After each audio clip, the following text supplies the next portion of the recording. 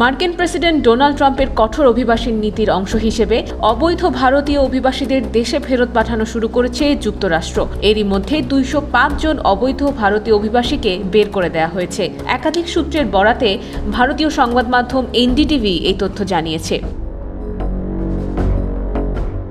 এনডিটিভির প্রতিবেদন অনুযায়ী সোমবার একটি মার্কিন সামরিক বিমান C-17 টেক্সাসের সান অ্যান্টোনিও থেকে 205 জন ভারতীয় নাগরিককে বহন করে ভারতের উদ্দেশ্যে রওনা দেয়। অভিবাসী প্রত্যাবাসনে যুক্তরাষ্ট্রের সামরিক ফ্লাইটের সবচেয়ে দূরবর্তী গন্তব্য হচ্ছে ভারত। মার্কিন প্রতিরক্ষা মন্ত্রণালয় জানিয়েছে তারা টেক্সাসের এল পাসো এবং ক্যালিফোর্নিয়ার সান দিয়েগো থেকে আরও 5,000 অভিবাসীকে ফেরত পাঠানোর পরিকল্পনা করছে। এর আগে মার্কিন সামরিক বিমান অভিবাসীদের গুয়েতেমালা, পেরু ও হন্ডুরাসে ফেরত পাঠিয়েছে। গত সপ্তাহে ট্রাম্প প্রশাসন জরুরি অভিবাসন নীতি ঘোষণা দিয়ে সামরিক বাহিনীর মাধ্যমে অবৈধ অভিবাসীদের ফেরত পাঠানোর প্রক্রিয়া শুরু করে।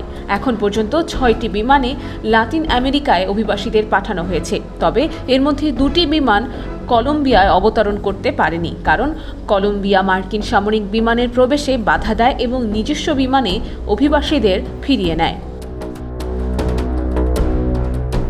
এদিকে গেল 27 জানুয়ারি ফোনালাপে ট্রাম্প ও ভারতীয় প্রধানমন্ত্রী নরেন্দ্র মোদীর অভিবাসন ইস্যুতে আলোচনা হয়।